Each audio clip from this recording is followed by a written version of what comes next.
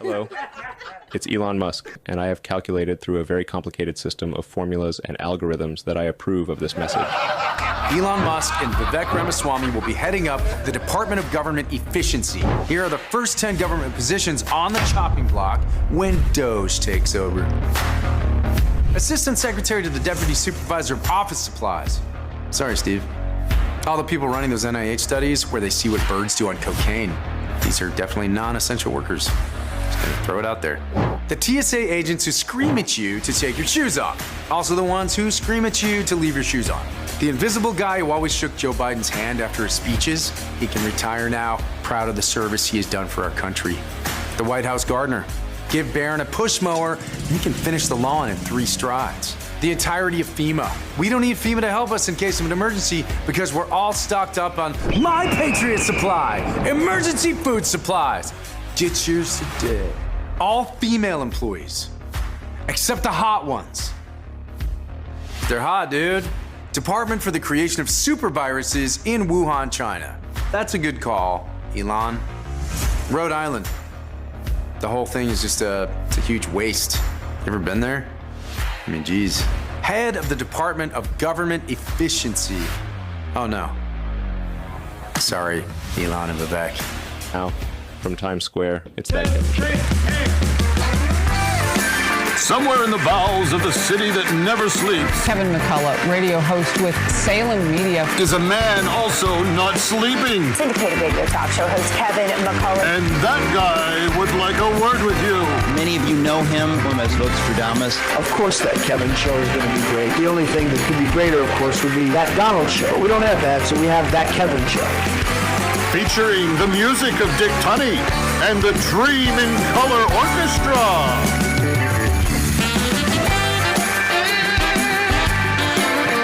Straight ahead. What's next for Trump's cabinet? Mike Berry, Esquire, joins us. May Melman from the Independent Women's Forum on women's sports post-election. A little bit later, the graphic novelization of U.S. history with Art Ayers. Sketch comedy tonight from The Normal, The Holderness, The Babylon Bee, and Not a Parody. And it's Lauren Daigle back in the spotlight. And now, from Times Square, after concluding his top secret assignment to get the Capitol Hill bathrooms reassigned to a person's given sex, how dare he? Here's the cover!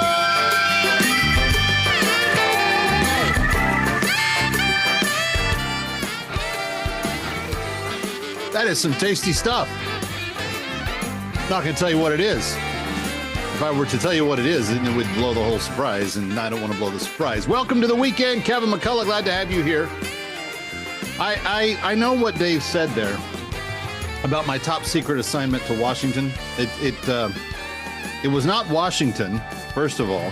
No, I went to Arizona last weekend. No, I did not go to Mar-a-Lago. I went to Arizona, and I learned all about how AI is impacting healthcare, which really has nothing to do with the bathrooms on Capitol Hill. I did think it was a little bit nutty how all up in arms people got about it. I mean, you had AOC literally melting down, thinking the world had come to an end.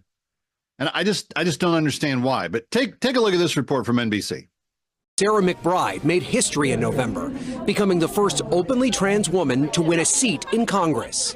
Thank you so much to the Congressional Progressive Caucus. Her win came as Republicans made opposition to trans rights a major part of their campaign strategy. Kamala's for they, them. President Trump is for you. Now that fight is front and center on Capitol Hill. This isn't manufactured. This is a real thing. South Carolina's Nancy Mace, who broke ground herself as the first woman to graduate from the once all-male military academy, the Citadel, arguing that McBride should not be allowed to use women's restrooms on the Capitol complex.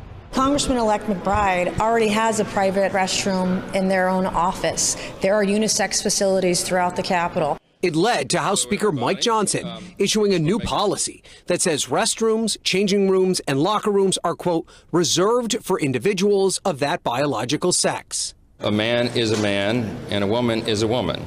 and a man cannot become a woman. But I also believe that we treat everybody with dignity. This battle, a microcosm of the war raging across the country over trans rights, with Republicans pushing back on bathroom access, pronoun use, and health care for trans people. They're endangering women, they're endangering girls of all kinds, and everybody should reject it. It's gross. It's a fight McBride, who came to Congress to deal with economic and quality of life issues, did not intend on being the face of.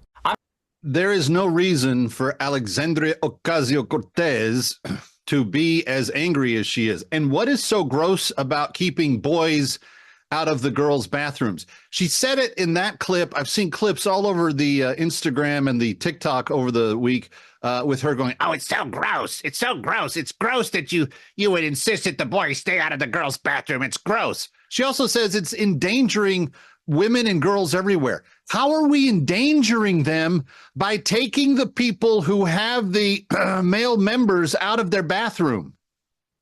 How does that endanger actual girl? It doesn't. But see, to a leftist who has lost all perspective of anything resembling reality, this is what you get from Alexandria Ocasio-Cortez. It's gross to her.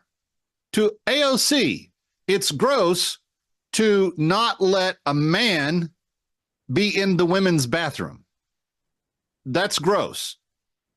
And secondly, she believes it endangers women and girls to not let men into the girls' bathrooms. See, I would point her to the police reports of the people where the men have been in the women's room and bad things have happened.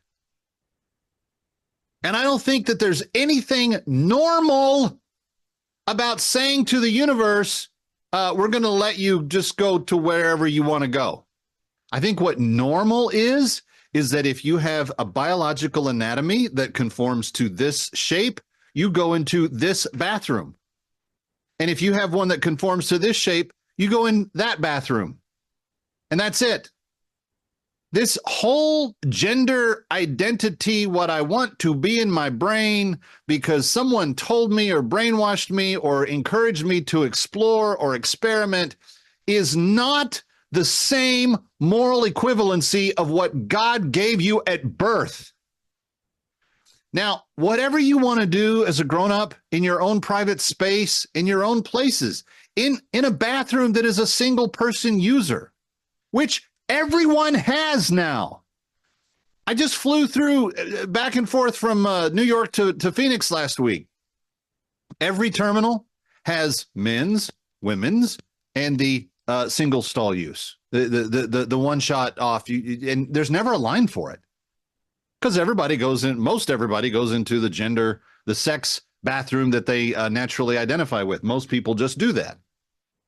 But I've used the single user bathroom before, not because I didn't want anybody to not know that I wasn't a man. I like the privacy. That's kind of cool. Boom. I'll use it if it's open or available. But here's the thing.